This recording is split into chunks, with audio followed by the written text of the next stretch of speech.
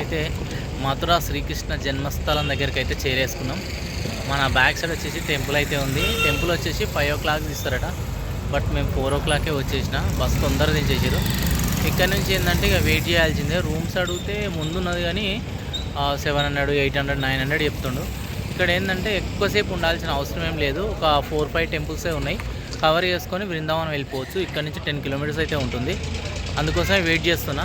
ఈ temple open కాగానే ఈ టెంపుల్ మనం దర్శనం చేసుకున్నాక అన్ని 200-300 meters దూరంలోనే ఉన్నాయి. ఒక 3 temples. ఘాట్ దగ్గర ఒక 2-3 ఉన్నాయి. అవి చూసుకొని ఇక్కడి నుంచి బృందావనం వెళ్ళిపోతే అయిపోతుంది. అందుకోసమే రూమ్ అయితే తీసుకోలేదు. డార్మెటరీ ఉంటే లోపల ఉంటాయట. 5 o'clock ఓపెన్ చేసినాక లోపలికి అయితే వెళ్దాం. ఇప్పుడు మనకు టైం వచ్చేసి ఎగ్జాక్ట్లీ 5 అవుతుంది. 5 o'clock వచ్చేసి మనకు లోపలికి అయితే అలౌ చేస్తారు. లోపలికంటే మనకు టెంపుల్ లోపలికి కాదు, టెంపుల్ ముందున్న మనకు ప్రదేశం ఉంటుంది కదా, ఆ ప్రదేశంలోకి అయితే. ఇక్కడ మొత్తం ఇవన్నీ షాపింగ్ ఏరియాలు ఇటన్నీ చూడండి, అన్నీ హోటల్లే అన్నట్టు. బట్ ఏంటంటే ఈ ఏరియాలోకి మనకు ఎంట్రీ కావాలంటే 5 తర్వాతనే మనకు ఎంట్రీ అయితే ఉంటుంది. అంతలోపు అయితే ఇక్కడ ఎంట్రీ లేదు. రూమ్స్ తీసుకోవాలన్నా ఇక్కడికి ఎంట్రీ అయితే లేదట. చుట్టూ మీకు పోలీస్ వాళ్ళే ఉంటారు అంతటా. ఇక్కడ హోటల్స్ ఉన్నట్టున్నాయి చూడండి, అన్నీ క్లోజ్లో అయితే ఉన్నాయి. మనకేందంటే ఈ టెంపుల్కి వచ్చేటప్పుడు మీరు ఎగ్జాక్ట్ నైట్ టైంలో ఇక్కడ దిగేటట్టు అయితే రాకండి, చాలా ప్రాబ్లం అవుతుంది. నేను 3 o'clock దిగిన కదా, ఇక్కడికి వచ్చినాక ఏంటంటే ఆటో వాళ్ళు అంతా చాలా గ్యాంబ్లింగ్ అయితే ఉంది. కేర్ఫుల్గా ఉండండి. మ్యాక్సిమం మార్నింగ్ 6 తర్వాత వచ్చేటట్టు చూడండి. ఇప్పుడు మనం వచ్చేసి మెయిన్ ఎంట్రన్స్ దగ్గర అయితే ఉన్నాం చూడండి. ఇక్కడ వచ్చేసి మీకు ఇటు సైడు అన్ని లాకర్స్ అయితే అవైలబుల్గా ఉంటాయి.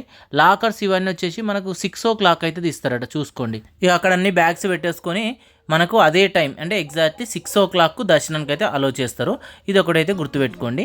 పురాణాల ప్రకారం ఏంటంటే ఈ మధుర నగరాన్ని శ్రీకృష్ణుడు జన్మించే టైంకి వచ్చేసి ఉగ్రసేనుడు అనే రాజు అయితే పరిపాలిస్తూ ఉండేవాడట. ఆ ఉగ్రసేనుడి యొక్క కుమారుడే మనకు కంసుడు అన్నట్టు.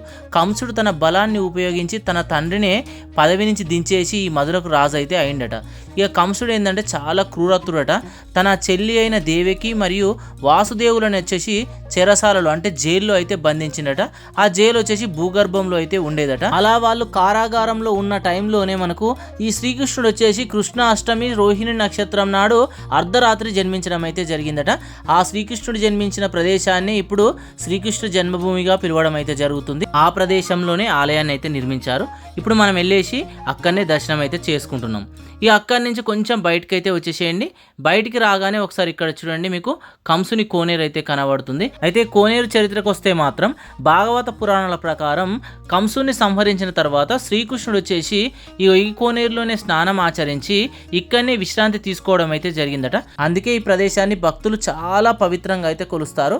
ఇక కంసుని సంహరించిన తర్వాత మళ్ళీ ఈ రాజ్యాన్ని వచ్చేసి కంసుడి తండ్రి అయిన ఉగ్రసేనుడికే మధుర సింహాసనాన్ని అయితే ఇచ్చేసిరట.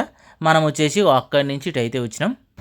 ఇక్కడ గలీలాల చుట్టూ వచ్చేసి రూమ్స్ అయితే ఉన్నాయి. ఎగ్జాక్ట్లీ టెంపుల్ దగ్గర అయితే లేవు, కొంచెం డిస్టెన్స్లో ఉన్నాయి.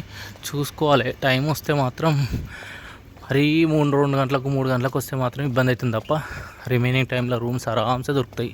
ఇప్పుడు మనం ఏంటంటే మెయిన్ టెంపుల్ నుంచి భూతేశ్వర్ మహాదేవ్ టెంపుల్ దగ్గరికి వెళ్తున్నాం. ఈ టెంపుల్ వచ్చేసి ఒక 500 to 600 meters దూరంలో అయితే ఉంటుంది. మార్నింగ్ వచ్చేసి ఇప్పుడు ఎగ్జాక్ట్లీ 6 అయితే అవుతుంది. అక్కడ 6కి ఓపెన్ చేస్తారట, అందుకే మళ్ళీ ఇటు వచ్చేసిన. ఇది వచ్చేసి మెయిన్ సర్కిల్ ఏరియా ఉన్నట్టున్నారు చూడండి. అక్కడ ట్రైన్ పోతుంది, సౌండ్ బీభత్సంగా వస్తుంది.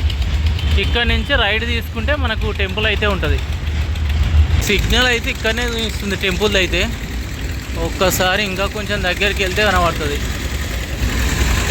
ఈ ప్రాంతంలో చూపిస్తుంది టెంపుల్ అయితే లొకేషన్. మనం మొత్తానికైతే వచ్చేసినాం. ఈ ఎంట్రన్స్ ఇక్కడ చూడండి, భూత్నాథ్ టెంపుల్ యొక్క ఎంట్రన్స్. ఇక్కడ నుంచి నడుచుకుంటూ లోపలికి వెళ్ళాలి. ఆ దూరంలో వచ్చేసి మనకు ఆలయం కనబడుతుంది చూడండి. ఇవి ఆల్మోస్ట్ ఆలయం దగ్గరికి అయితే వచ్చేసాం. ఇక్కడ లెఫ్ట్ సైడ్ వచ్చేసి మనకు చిన్న చిన్న ఆలయాలు అయితే కనబడుతున్నాయి. ఒకసారి ఇటు చూడండి. ఇక్కడ ఉన్న ఆలయాలను అయితే దర్శనం చేసుకోండి. ఇక దర్శనం చేసుకున్నాక ఇలా ముందుకు వస్తే ఎంట్రన్స్ ఈ విధంగా ఉంటుంది చూడండి. ఇక్కడి నుంచి లోపలికైతే వెళ్దాం పదండి. ఇప్పుడే మనం లోపలికైతే వచ్చేసినాం చూడండి. ఇక లోపలికి వచ్చినాక ఆలయం యొక్క లోపలి భాగం వచ్చేసి ఈ విధంగా ఉంటుంది చూడండి. లెఫ్ట్ సైడ్ వచ్చేసి దీపారాధన అయితే చేస్తారు. ఇక మనం ఇప్పుడే రైట్ సైడ్ నుంచి లోపలికైతే రావడం జరిగింది. ఒకసారి ఇక్కడి నుంచి చూడండి స్వామివారిని అయితే చూద్దాం. ఇగో ఇక్కడ నుంచి చూడండి స్వామివారు ఏ విధంగా కనబడుతున్నారో ఒకసారి ఇక్కడ చూడండి. అక్కడ కనబడుతుంది వచ్చేసి పాతాళ గుహ. కంసుడు ఏంటంటే మనకు ఆ పాతాళంలో ఉన్న అమ్మవారిని అయితే పూజించేవాడట. ఈ ఆలయ చరిత్రకు వస్తే మాత్రం 52 శక్తిపీఠాలలో ఈ ఆలయం ఒకటిగా చెప్పుకోవచ్చు. శ్రీకృష్ణుని జననం కన్నా పూర్వమే ఈ ఆలయం అయితే ఇక్కడ ఉండడం అయితే జరిగిందట. ఇక నేను ఇక్కడ స్వామివారిని దర్శనం అయితే చేసుకున్నా. ఇప్పుడు మనం వచ్చేసి అక్కడ భూతేశ్వర్ టెంపుల్ అయితే దర్శనం చేసుకున్నాం. అక్కడ నుంచి మనం ఏంటంటే ద్వారకాధీష్ టెంపుల్ దగ్గరికి అయితే వెళ్తున్నాం. ఈ టెంపుల్ వచ్చేసి మనకు భూతేశ్వరనాథ్ టెంపుల్ నుంచి ఎగ్జాక్ట్గా ఒక 2 కిలోమీటర్ దూరంలో ఉంది. మనకు మెయిన్ టెంపుల్ శ్రీకృష్ణ జన్మస్థలం టెంపుల్ నుంచి కమాన్ నుంచి 1 కిలోమీటర్ ఉంటుంది అంతే. చూపిస్తా కమాన్ కూడా ముందైతే ఉంది మీకు. అక్కడి నుంచి అయితే మళ్ళీ 1 కిలోమీటర్ వెళ్ళాలి. మళ్ళీ మనం వచ్చేసి టెంపుల్ మెయిన్ ఎంట్రన్స్ దగ్గరికి వచ్చినాం చూడండి. ఈ ఎంట్రన్స్ దగ్గర నుంచే మళ్ళీ అటు అయితే వెళ్ళాలి. ఎంట్రన్స్ చూడండి ఇప్పుడు ఎట్లా కనబడుతుందో.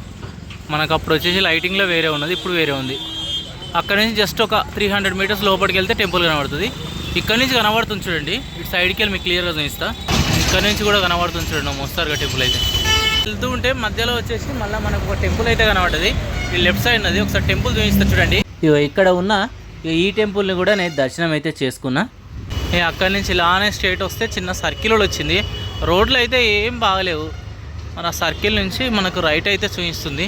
ఆటోలు ఉంటే ఆటో ఎక్కి అయితే వెళ్దాం. ఇప్పుడు ఏం లేకుండా చూడండి మార్నింగ్ ఇప్పుడు ఎన్ని వెహికల్ స్టార్ట్ అయినాయి చూడండి. కానీ ఆ వెహికల్ మీకు ఏం కనబడుతున్నాయి, ఆల్మోస్ట్ మీకు మొత్తం వచ్చేసి దుమ్మే కనబడుతుంది చూడండి. అంతా దుమ్మే ఉంది, రోడ్లు క్లీన్గా లేవు. ఇగో ఇక్కడ వచ్చినాం కదా, ఇక్కడ నుంచి రైట్ తీసుకుంటే మనకు ద్వారకాధీష్ టెంపుల్ అయితే వస్తుందట. స్ట్రేట్ వెళ్ళిపోతే మనం ఆ బృందావనం అటు సైడ్ అయితే వెళ్ళిపోతాం. ఇక ఇక్కడ దాకా వచ్చిన, ఇక్కడ నుంచి కిలోమీటర్ ఉంది. నేనైతే ఇక్కడ ట్యాక్సీ అయితే తీసుకున్నా. ఇక ఇక్కడ నుంచి మనం టెంపుల్ దగ్గరికి అయితే వెళ్దాం పదండి. ఇక ద్వారకాధీష్ టెంపుల్ దగ్గరికి అయితే వచ్చేసినాం. ఆటోలో ఇక్కడ ఏంటంటే ఎక్కడైనా సరే ఎక్కి దిగితే 20 రూపీస్ అంతే. మనకి ఇక్కడ నుంచి ఒక 200 మీటర్స్ దూరంలో ఉంది. బట్ ఏంటంటే ఆటో వాళ్ళు అంతా ఇక్కడ దొంగలు అన్నట్టు, ఒక దగ్గర అంటే ఒక దగ్గర తీస్తారు.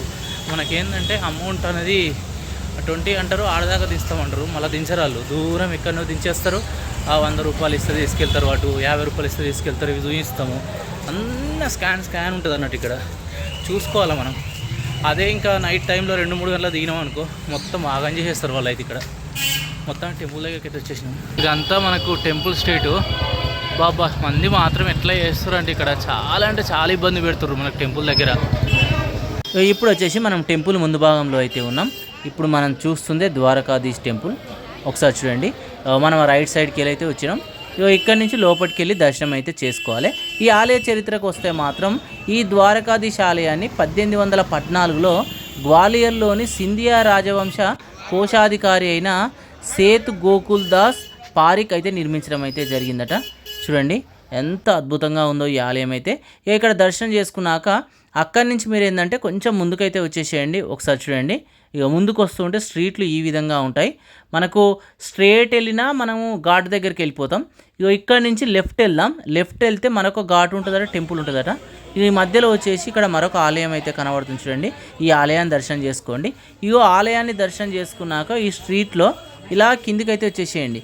కిందికి వస్తూ ఉంటే మీకు చిన్న చిన్న ఆలయాలు అయితే చాలా అంటే చాలా కనబడతాయి. ఒకసారి అయితే చూడండి, ఈ ఆలయాన్ని మొత్తం దర్శనం చేసుకోండి.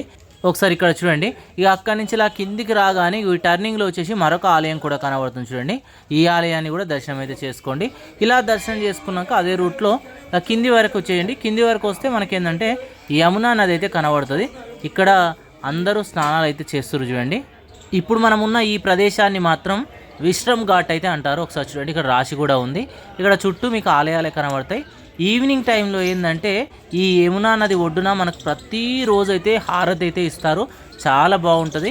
ఒకవేళ మీరు ఇక్కడ నైట్ స్టే చేస్తే మాత్రం ఈ హారతిని అయితే మిస్ కాకండి. చాలా అంటే చాలా బాగుంటుంది. ఇదంతా మనకు శ్రీకృష్ణుడు తిరిగిన ఒక గొప్ప ప్రదేశం అన్నట్టు. సుమారు ఈ ప్రదేశానికి 5000 సంవత్సరాల చరిత్ర అయితే ఉంది. ముఖ్యంగా విశ్రమ్ ఘాట్ అంటే ఏంటంటే విశ్రాంతి తీసుకున్న ప్రదేశం అని అర్థమట. ముఖ్యంగా ఏంటంటే శ్రీకృష్ణుడు వచ్చేసి ఆ కంసుని సంహరించిన తర్వాత ఈ ప్రాంతంలోనే బలరామునితో సహా విశ్రాంతి తీసుకొని స్నానం అయితే ఆచరించడం అయితే జరిగిందట. అందుకే ఈ ప్రదేశానికి కూడా ఆ పేరు వచ్చిందని అయితే చెప్పడం అయితే జరుగుతుంది. ఇలా బయటకు వచ్చినాక బ్యాక్ వచ్చేటప్పుడు రైట్ సైడ్లో వచ్చేసి ఒక కోట అయితే ఉంటుంది. టైం ఉంటే ఆ కోటను కూడా మీరైతే చూడండి. ఎందుకంటే ఆ పైనుంచి ఈ యమునా నది యొక్క వ్యూ వచ్చేసి చాలా అద్భుతంగా కనబడుతుంది. ఇంతటితోని మనకు వచ్చేసి మధుర టూర్ ప్లాన్ అయితే కంప్లీట్ అయిపోతుంది. నెక్స్ట్ వచ్చేసి బృందావనం అయితే చూద్దాం. Thank you.